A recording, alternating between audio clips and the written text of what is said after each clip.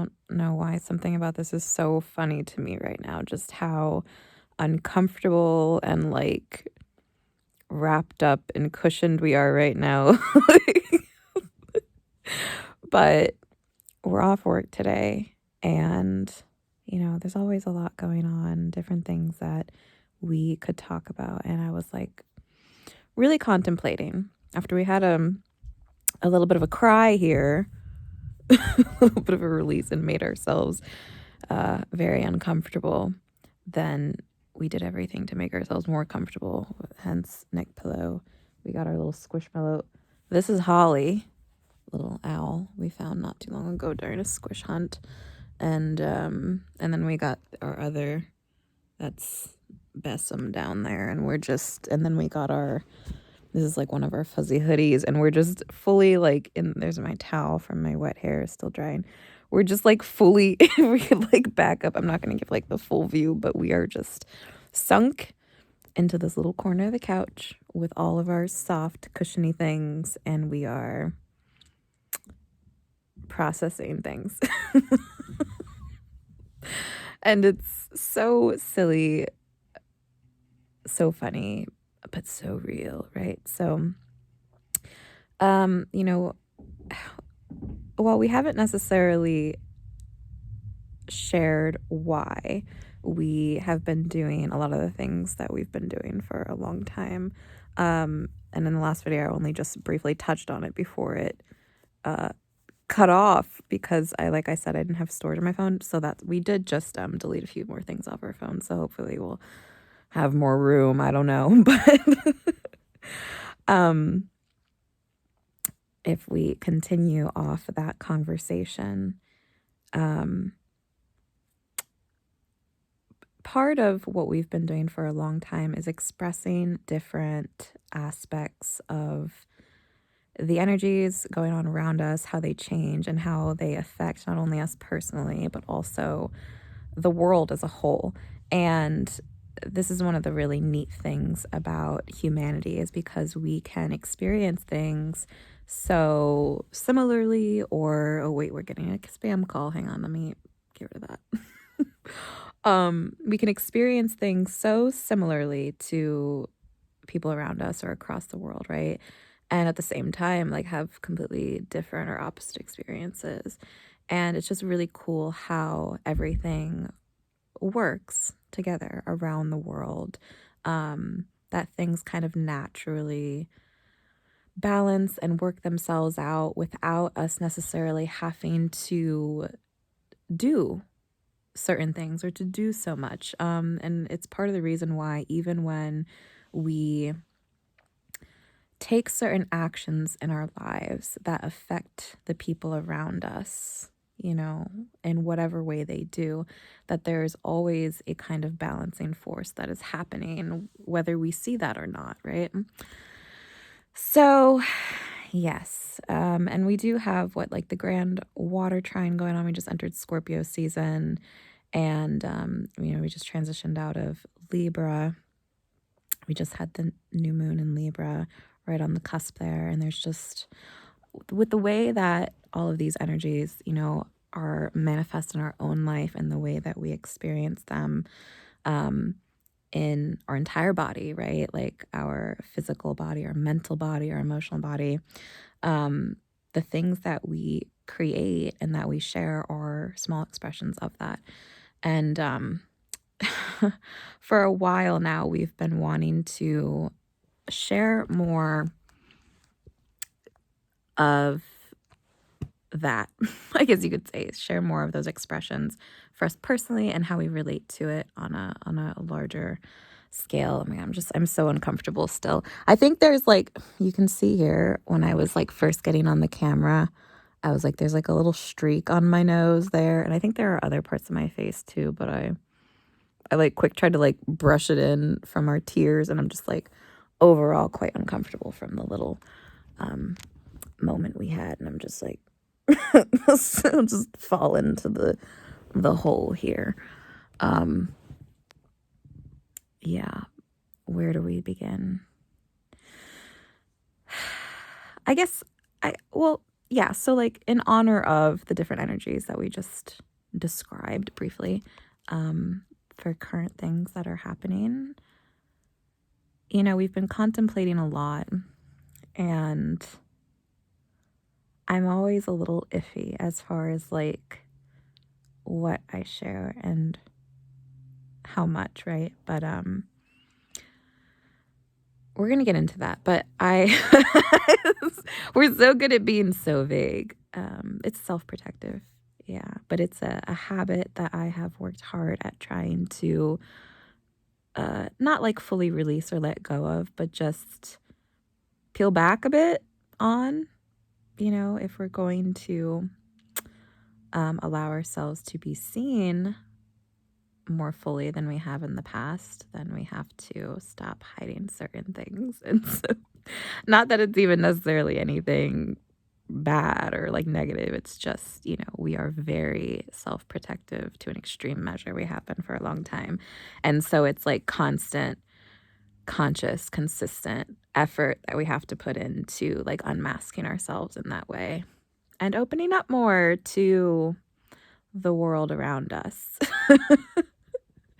So that's going on. But yeah, there was a sweet moment the other day at work where, like I had mentioned before, there's not a lot that I can do with the current places that we've been at because of their different like rules and regulations. And so when the one nurse came in the other day and started stripping my guy's bed sheets, I was like, if you have some sheets, you can just leave it there and I'll make the bed for him. And his response was, no, girl. He called me girl. I was like, oh my God, he's a girl's girl. He was like, no, girl. He's like, you just sit there or you go outside, go get yourself something to eat, enjoy the sun. And I was like, what the? And he just continued on with the bed then. But I didn't really respond to it, but my heart melted and softened a little bit inside of me because I was just like, ugh, like that's very sweet and kind and thoughtful. And yeah, like it wouldn't have been much to do just that like one thing to help them, especially because they are so busy running around from room to room and doing so much. So, I was like, why not? But it was just a really sweet response. Yeah. And so that happened yesterday. That melted us a little bit. and then one of the other things that we've been doing outside of work is we've been walking a dog for one of our, friends, people close to us. And there's been some, what's the word? Some room for improvement. Like it hasn't been going super well because the dog is she was a rescue and she had also dealt with, some abuse in the past. And so she's always been kind of just like on edge and like skittish, and she'll always like bark immediately as soon as like someone comes in the door, or if she doesn't necessarily recognize. There was a moment last night when I had come around and there were like no lights on, and so she got like really upset. And not that she would necessarily become violent or do anything, but it was just like seeing her like shaking and growling and just like really terrified. It's hard to see that. And I had this conversation with her owner earlier this week. I think it was the one evening where I was like, oh yeah, I can relate to her for, a variety of different reasons, but also her reaction to people where it's like very hot and cold, and how like polarized it is. I'm like, yeah, like I can understand, and so we tailor our behavior to her. And I was laughing, kind of like joking about how like, oh, I have that effect on a lot of people, right? Because while she is very like hot and cold and polarized, just like in general with the people that come around, I've been around this dog for like 6 months now, and she still struggles to come around, and that's okay. But I was just, thinking and saying to her owner about how, like the energy behind it, right? Because I'm typically like very high energy. And so she does a lot better with people who are like calm and relaxed. And I'm just like, that is not me. And so, I try to at times with her, but then also other times I try to be like kind of playful and like chase her around, and she'll have her tail wagging, and she'll like kind of be into it, but also not. And she's like not entirely sure sometimes, but then she'll be like whimpering and crying for like attention, and then she'll start barking. It's just like very back and forth. Um, yeah. So we've been struggling a bit to get her to go on like full walks where she'll let me take her out, but then she'll like immediately turn around and want to come back home. Or she'll get scared and she'll like let me carry her and stuff, but really be shaking in my arms. It's like all that stuff, And what was cool about that was for the first time this afternoon, just a few hours ago, when I took her out for a walk, we successfully managed to walk around the neighborhood together for the first time without batting an eye. She didn't like turn and look back, not once. And yeah, I just like was kind of like tense and like holding myself like in my own energy and like walking along like, yep, nothing to see here, nothing strange. But it was very like, oh my gosh, this is happening moment. Yeah, and then we got back, gave her little treat, and then she continued on with her little boop tail sticking up in the air and seemed totally fine, happy. I was like, okay, this is good, this is progress. But yeah, we'll see again later tonight if that holds. Yeah, but with it being Scorpio season, I'm like how to transition to the next thing we want to say. There is none. There is no transition. We're just gonna fucking go for it, I guess. Oh, well, before we go into that, right? I mean, it all ties in together. It's all energies are swirling around. This is all connected, right? But part of my own discomfort with sharing my emotions in a public space like such, would be, there's a few different reasons for that. And part of it is our own upbringing and like how we were treated growing up, how we were raised and taught to handle our emotions or not handle them, right? And so there's always, not necessarily always, but kind of, it's in our mind and our body, like these responses that we have. And again, like I said, it's like a conscious effort every single day to just try and do things differently. So there's that, part of it that, contributes to any sort of like discomfort with sharing openly about things. But then also the other side to that is like having wisdom, right? Knowing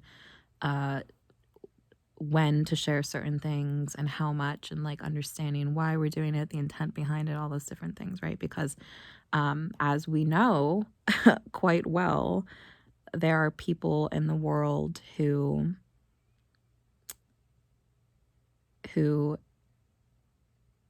prey upon other people, who openly show and share their vulnerability. And if not like outright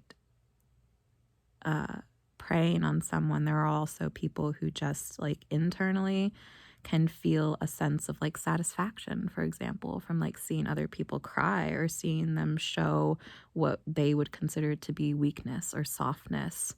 There are people who enjoy seeing people cry or, again, showing like softer sides to themselves. There are people who get off on it, who have, kinks and fetishes associated with different things about, a person, and that can be one of them. And so, these are all things that we are aware of, even though there was a long time in our life that we didn't necessarily want to see the truth or certain truths of the world around us. It doesn't make certain aspects any less true. These are very real things that happen in the world and ways that people behave and treat other people. And because of that, we have to be mindful of, how we show up in the world in general, but also on a public space like this. So, but right, with that being said, I don't think that it is necessarily healthy or a, adequate example of what it means to be a whole person, um, who experiences a whole range of emotions if we're, limiting ourselves or fragmenting ourselves in a way where we only show, so much. There's plenty of different ways that we do this, or that we can do things differently, right? But it's a matter of like each person kind of has to decide for themselves. And one of the things that we've been doing for a while, along with our personal studies, is also just like studying people through the internet, right? Like through the things that we're watching. I wouldn't say we do a lot of like mindless consumption of content online, because we're always kind of like learning from the world around us, and consciously doing so. And we will like ask ourselves questions about, our observations of the things we see, and reflect on that, and then kind of allow that to, transform something within ourselves, or to adapt something in our own life based off of that thing. And it's been wild seeing the spectrum of not just like people on the internet, but also the way people behave online, and the things people will do for attention, for status, for fame, for money, for connection. There have been a lot of moments where we have felt just shocked, appalled, flabbergasted. Like, I cannot believe that this is someone's reality, or I cannot believe that, these are choices that people are making. I cannot believe that no one's protecting this person. And this is like one of the things that kind of, fed into like the rage we felt a long time ago, and helped propel us on our journey and doing the things that we have been leading up to where we are now, and what we're planning on doing here in the future. Because, we're not only very protective of ourselves, but we're protective of all of the people in our life that I consider close to me, friends, family, loved ones. And I have people connected to me of a variety of ages. Like, I don't only, work with people of the older population who are like more elder figures, but then I also have older generation people in my own life that I kind of look up to and who have mentored me over the years.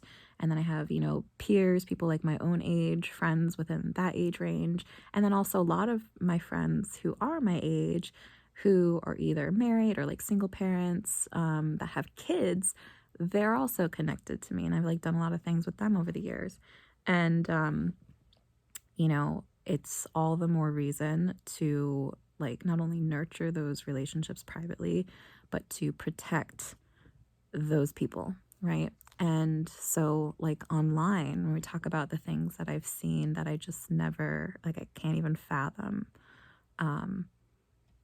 the way that I have seen the youth on the internet interacting with one another, and some of the like desperation that we've seen.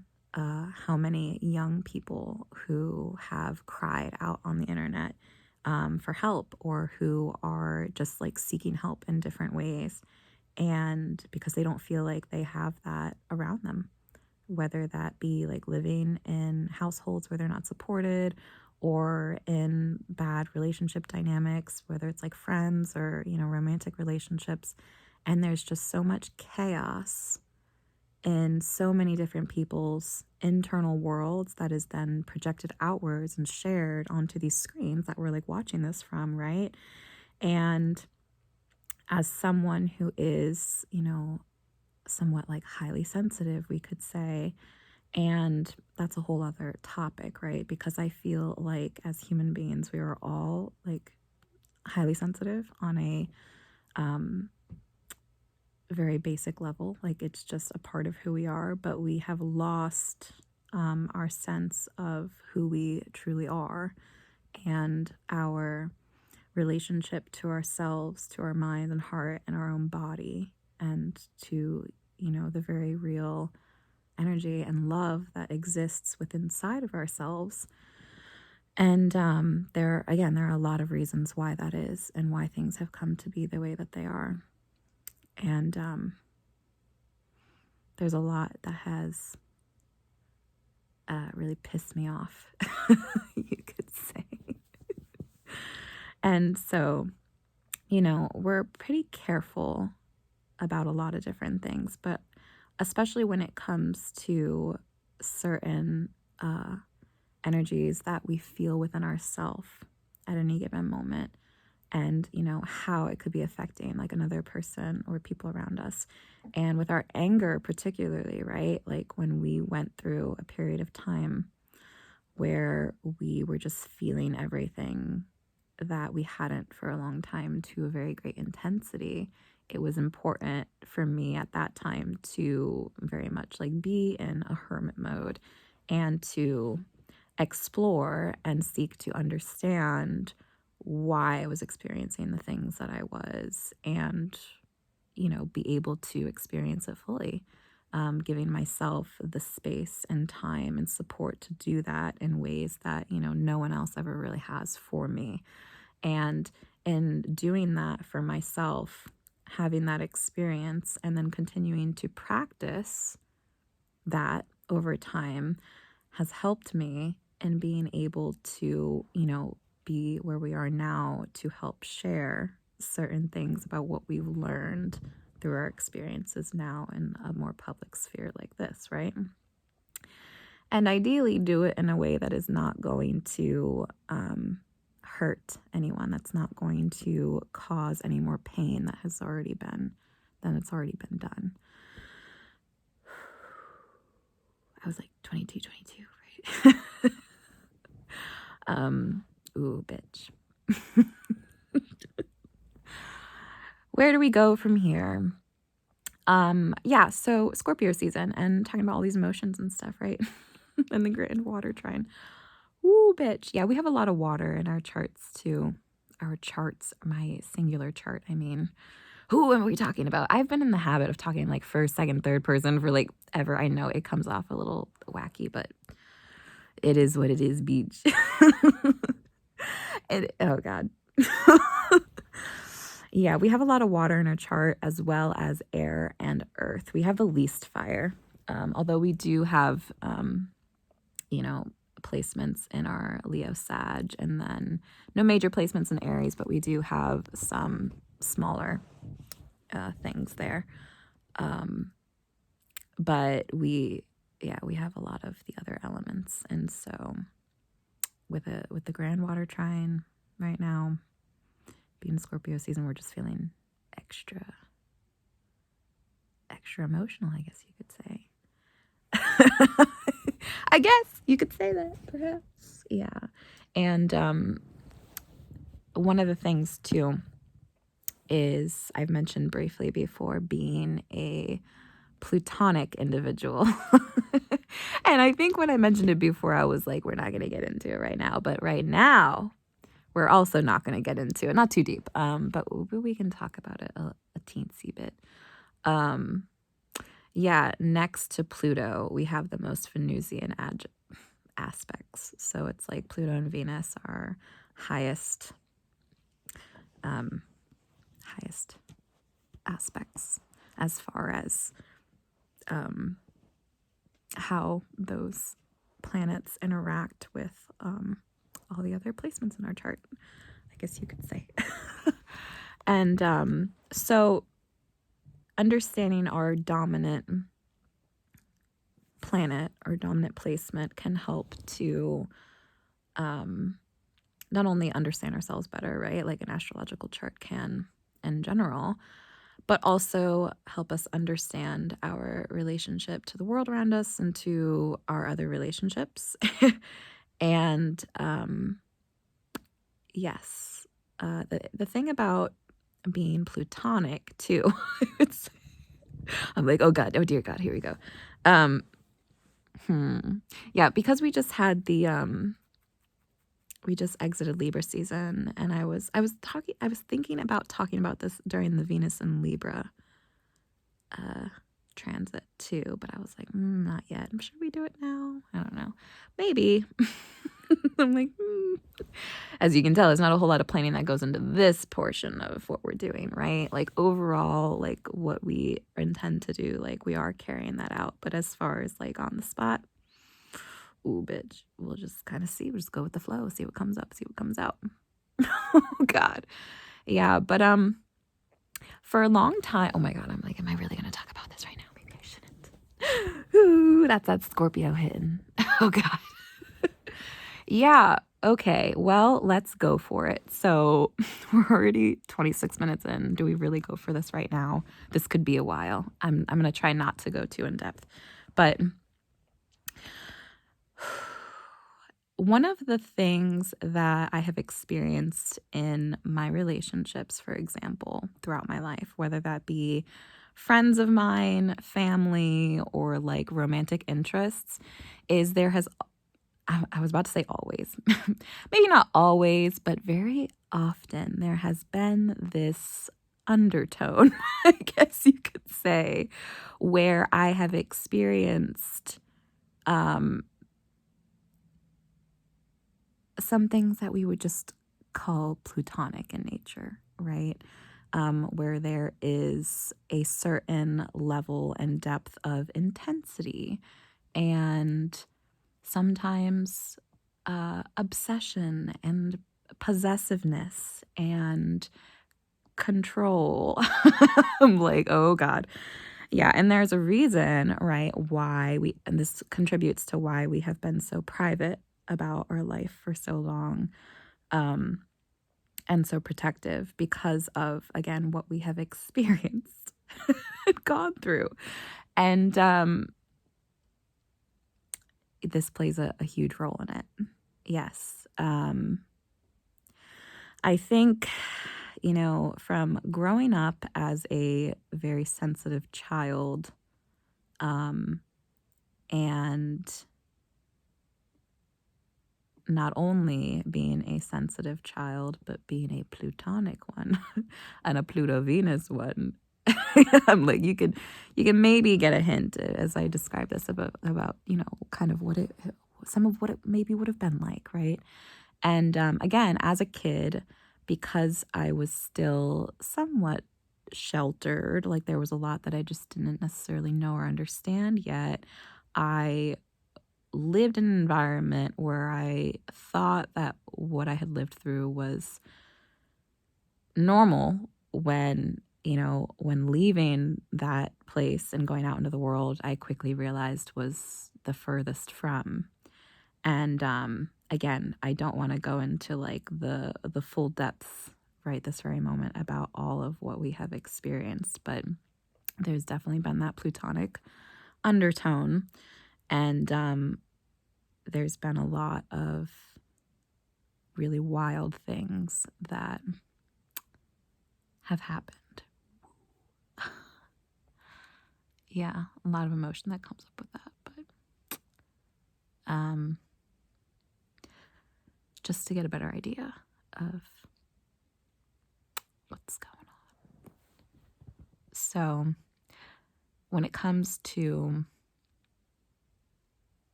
unmasking ourselves and showing up to the world in a way that is more honest, that is more truthful and authentic to who we truly are, there has needed to be a deeper level of understanding within ourselves of who we are, and perhaps, like why we are the way we are and why certain things have happened. And while having certain placements like a strong Pluto doesn't necessarily mean, very abusive and extreme abusive dynamics will happen.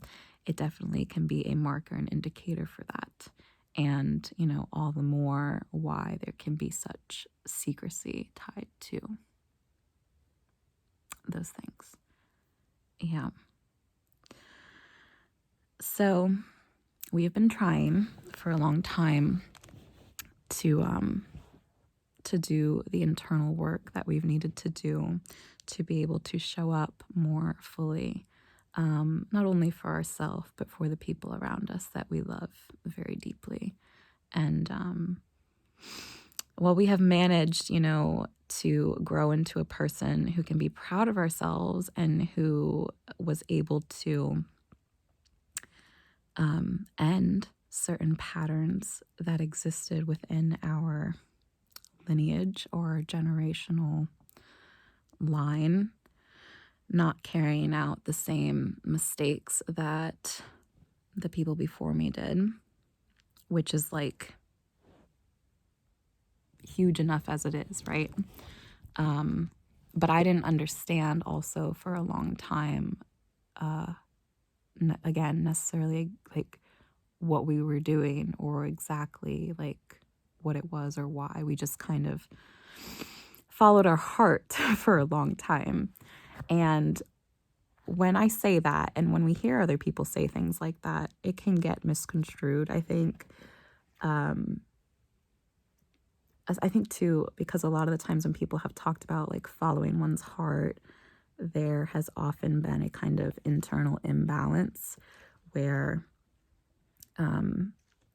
we might, have heard doing that, but then seen very reckless results or people getting themselves incredibly hurt or in some very dangerous situations from doing what they thought was following their heart, when in reality, that may not have necessarily been what it really was at all. And one of the other things that, came up when Venus went into Libra that, I was thinking about and I was contemplating talking about as far as these like relationship dynamics and finding that sense of justice and equilibrium and harmony in relationships and in love overall. It reminds me of something that I shared to our Facebook a while back, where I only briefly touched on my own understanding of like what love is and how it has helped to guide us through our life, and how we, have then shared or like not shared so much of ourselves with people because of that, and how it's kept us protected and kept the people around us protected.